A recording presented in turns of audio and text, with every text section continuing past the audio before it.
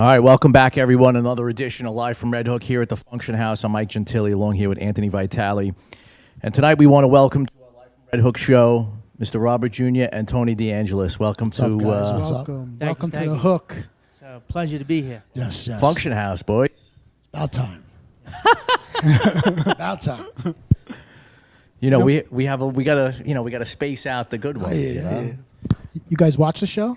Every week. Well, you've been here before for a show. Absolutely. Yeah.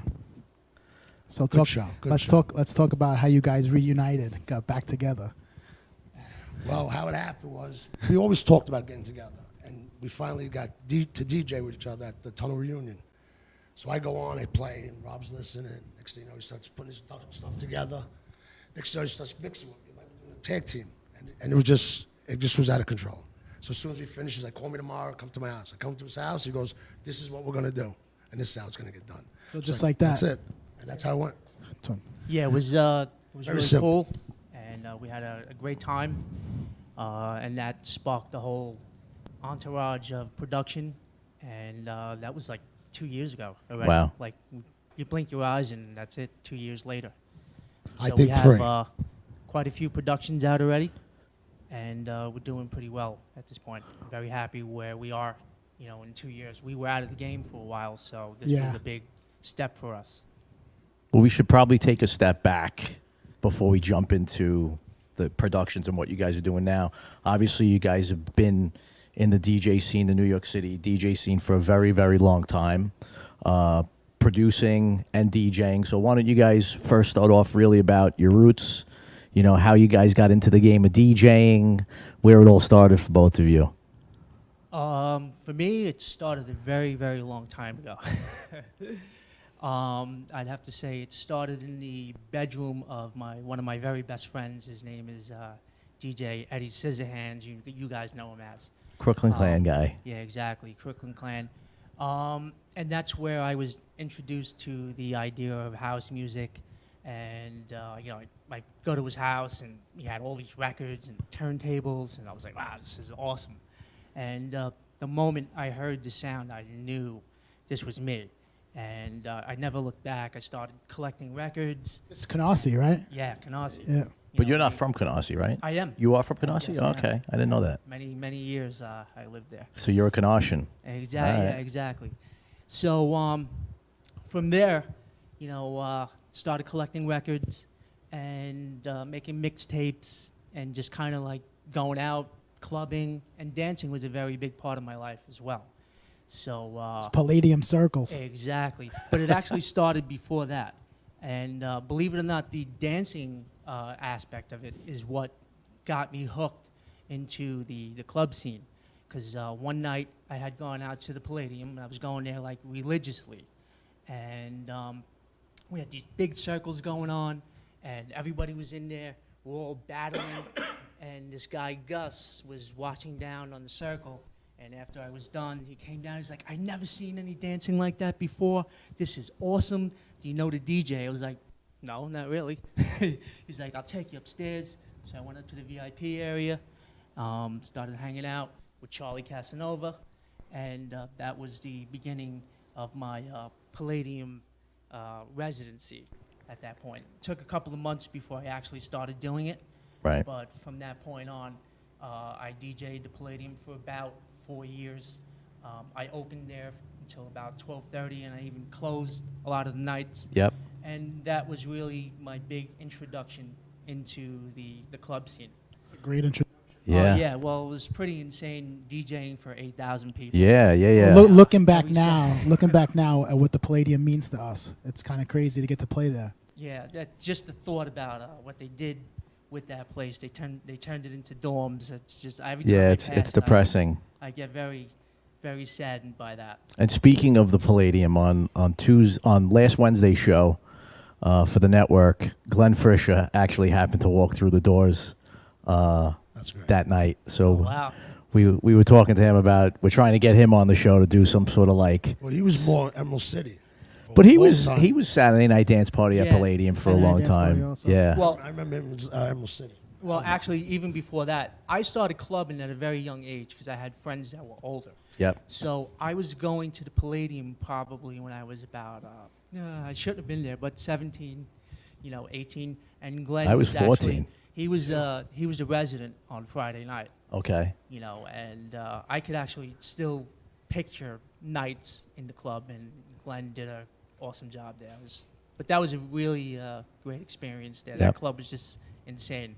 So if you've never been there, you have no idea what you're missing. Yeah, and there's not even any real good footage No, of the because- Palladium. Picture-wise, like nothing's there's a couple of documented. pictures, not in high definition. Nothing documented. There's nothing documented with those clubs. It's really sad. We talked about that the other day. Yep. Zero documentary. I Yeah. got like Zero. 2 pictures. Yeah. 2 pictures. Yeah, it's crazy. One of me standing in the booth, and then one in the VIP Maybe area. well, to be honest with you, there was probably not too much that we were legally allowed to document from those days Yeah, well, at those clubs. Tony, how did you get started in this business? Many years ago. You don't have enough time, my friend. You have no time. It was back in the skating days, roller skating. You skate around, you see the guy up there mixing records. What is that? Look, oh, look. And then next thing you know, they had all the church parties. So there was this kid, Bobby Ferrara. He was I a remember the big church DJ. parties. And so we used to go watch him. Next thing you know, I started buying records, equipment. But I was the DJ. Then one day I come home, and I'm walking through my garage, and I hear the music going on. And it was my brother. And he sounded great. So I just made him be the DJ, and I was the promoter. Yep. And that's how that started. Gonzo, Limelight, Yep. Palladium, Woodstock, 80,000 people, everything. Overseas, that was a big deal.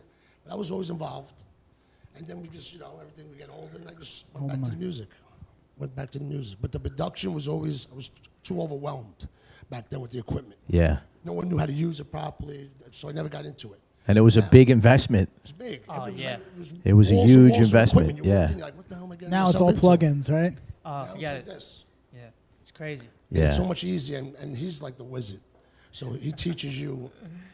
I sat with him that one day that we first worked together, and I went home, and there were a couple of problems. I got him a video chat, and he fixed it for me, and we Yeah. started learning my own stuff. Just like Well, Rob, you had a very successful record. Oh yeah, a couple actually. Yeah. In the beginning of my career. Yep. So that would be Your Love Is Taking Me Over. It was a huge record. Yeah, Huge. I put that out on Jonathan Peters' label, Yep. Deeper. And, this is a funny story. How that record came into being is one night I went out to hear Junior play. And, after I got home, my head was just like swirling with all these anthem sounds. And I'm like, I got to make a record like this. And, that morning. Did you actually play the keys on that record? Yeah, well, I worked with an individual named Kevin Camacho, and he played one of the key lines. It wasn't quite the way it was. We just had to tweak it a little bit, and I played the very big, key line in there, and it worked out really well. It's a banger. That was such a banger, man. Yep.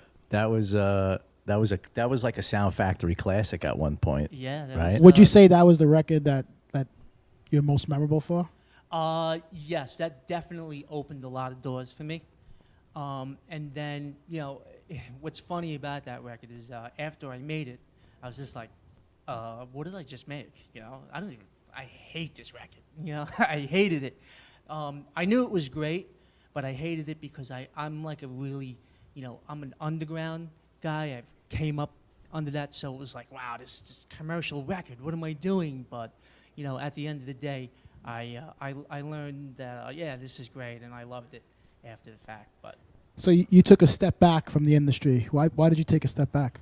I wasn't really happy with the direction that the whole scene was going in. Not music, but just the scene itself in New York City was really going downward. I mean, you guys experienced it as well, and I felt like the need to just fulfill something else in my life. So I decided to go back to school.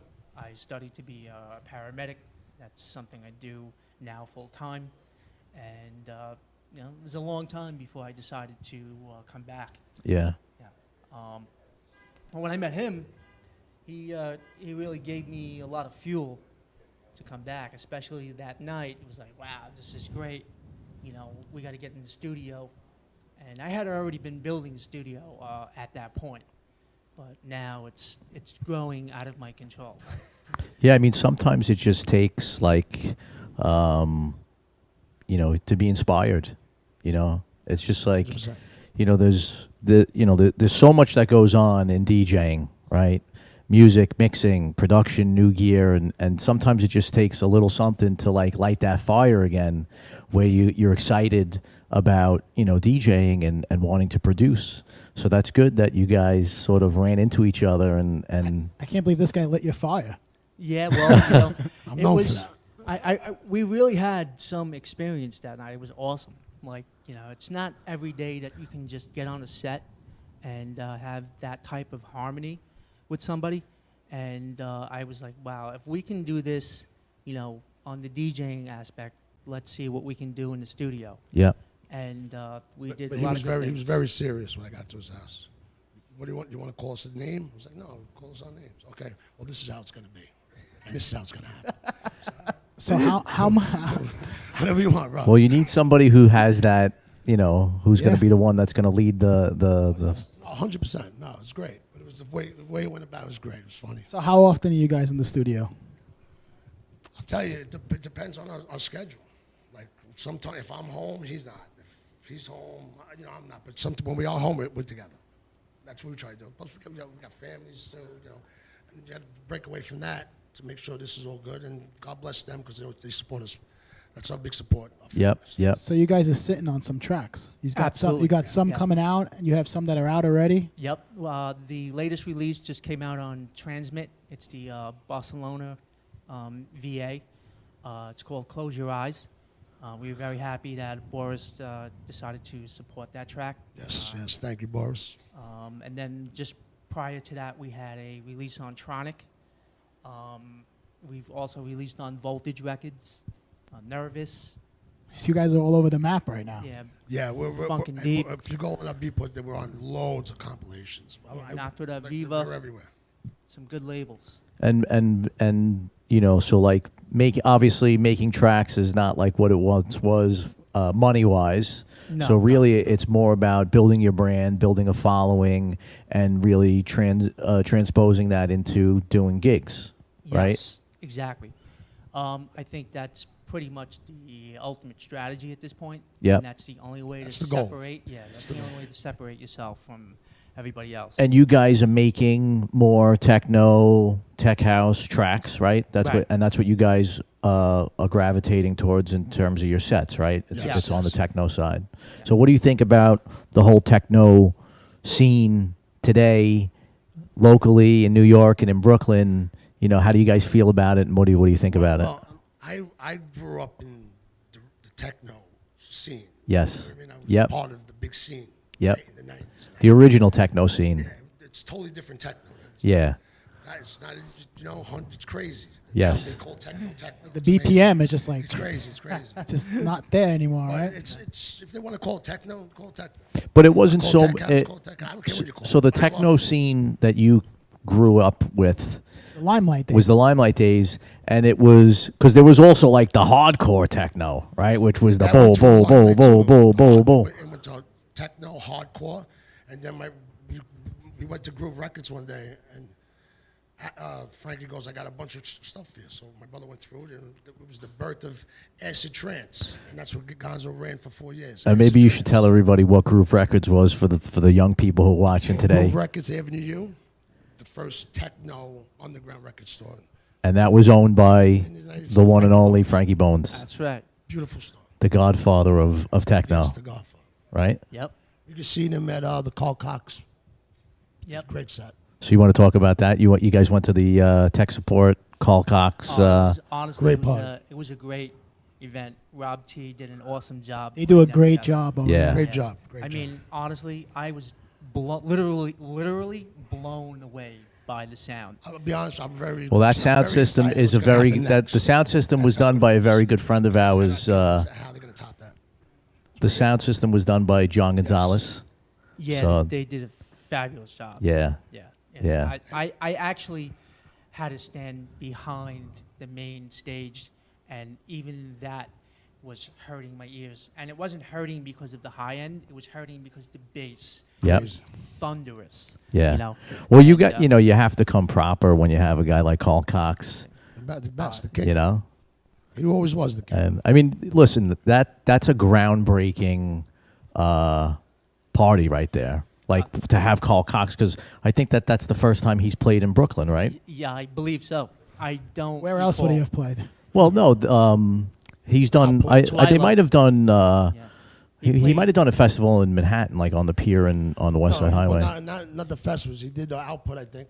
right? Yeah, he did. He did Output. Did he ever do Pasha in the city? No. I don't believe he played. I remember there. back in the days when he did Central Fly. Yeah, John yeah. Digweed. That was like the last time I remember him being here. Did he get on the mic and say, "Rock with me, Brooklyn"? He loves it. Rock with me. I mean, that in your guy's got the house. most energy. The first time I heard him play actually was in Vegas, and he was I've actually met him in Vegas. he was awesome. He was a good DJ. He's the definitely best, an the best. inspiration as well. You know. So High energy. what's cool, you guys get to see, I mean, you've been in for 2 decades, you've been in the DJ business, production business, you've seen it, what it was before, and now you're living what it is now. What do you love and hate about it? I love it. I don't hate anything about it. I just love the music. I just love it. Love the music. Just something that just, Well, you're just me happy. you're a fan of just the whole scene. that's saying I love it. This guy hasn't missed a Saturday night in 5 years. I mean, he is Since 78. no, but I mean, you're a true fan of like going out Listen, whoever and does what they do, God bless them. I don't knock on nobody. Do a party, do the party. Yeah. DJ, do your thing. I don't knock on nobody. well, you know God what? bless you. Like if God bless somebody, like you're always gonna have haters. Yeah, well, right? that's their problem. You know, but I'm saying I don't hate nobody. like if somebody is putting in the effort and they're putting in the work to actually do something, God bless them. you know, like don't pay attention to like what other people are saying. no. Like you just do you. You know what I'm saying? And as long as you're doing you, you're fine. No, you listen, with me and him, nothing came easy either. Like our first tracks, like, people like put them right to the top. Like Scissorhands, our biggest fan. Scissorhands was like, put it right to the top. What are you doing? Put it right to the top. So we put it to the top. And they all came back, loved it, loved it, loved it. What happened? The social media wasn't on point. You know what I mean? So then you get a little discouraged. But we Yeah. did it. So right You forward. guys working on that? Do you, Yes. You working on your social media? Oh yeah, It's very absolutely. important now. It's very important. Yeah. But you have to have time, it takes time to do that with everything else. Because now it's us too. You Yep. gotta make music. Somebody who's gonna do that? So we do it a little at a time. Well, what We have time. We ain't going you nowhere. have to make sure like the pictures that you take, like positioning, make sure make sure the record is in Make sure the your right nose spot. doesn't look too big. Yeah, no. exactly. Right. That's what it If is. if you guys are in the airport, make sure the runway's behind you. Yeah, and you're make taking sure pictures. make These sure are your very record, important your tips. your, Make your sure you have laptop headphones around your bag, neck. laptop bag has to be right next to like a nice new Headphones pair of around your neck, sneakers. you're holding the No, turntable. no kids in the pictures in the background. Yeah. But All I'd like to pictures we touch take, base We're on gonna hold that CDJs. myself. Yeah. Yeah, It's funny. I really have to say that music has evolved in a tremendous way, and I have a love-hate thing for it.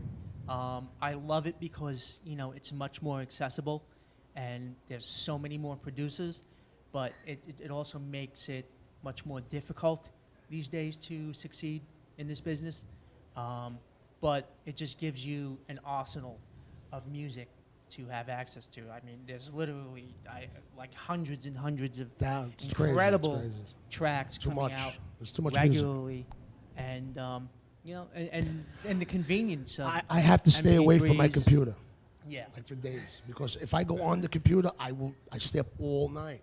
I'm up all night till the next day. I'm just going, bum, bum, bum, bum. Next thing you know, it's 8 o'clock in the morning. The only thing that I don't like about today's music world is like years ago had those records that sort of talked about lived that. Yeah, we talked for a while, Right. for a long time, and we talk about this all the time on the show, and it's just like there's no classics that are being made today. No, we talked about that today, right? And that's like like you used to go to a club, Here for the first time, what is that? What is that? but you would go to that club and you would wait for the DJ to play that one song, and then everybody would rush to the dance floor, and Yeah. that's That's what was missing. that's what's missing. That's what's missing, and I don't think remember it's being ever the gonna Palladium- that's ever gonna happen Palladium again. Before these, Scott Blackwell, he was one of my favorite DJs. First time I heard Change on Me, Cynthia, I was like, what is that? What is that? We rent every record store in Manhattan, find it, couldn't find it. A whole summer goes by, then September, we grabbed the record. Wait, you didn't Shazam it? Yeah. Well, I wish we had cameras then.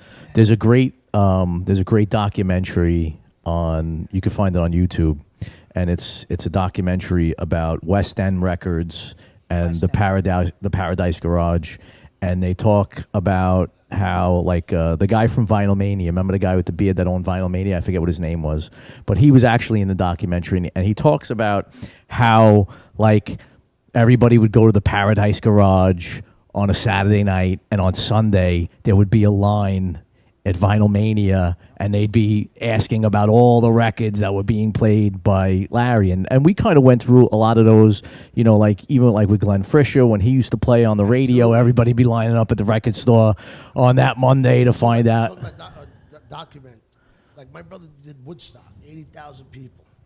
Oh, he opened for Fatboy Slim.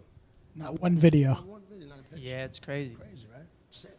That's what you want. He did the original Woodstock. How old your brother? 94. I'm like, 94. But that's something you want, no, I know. It's great. But No.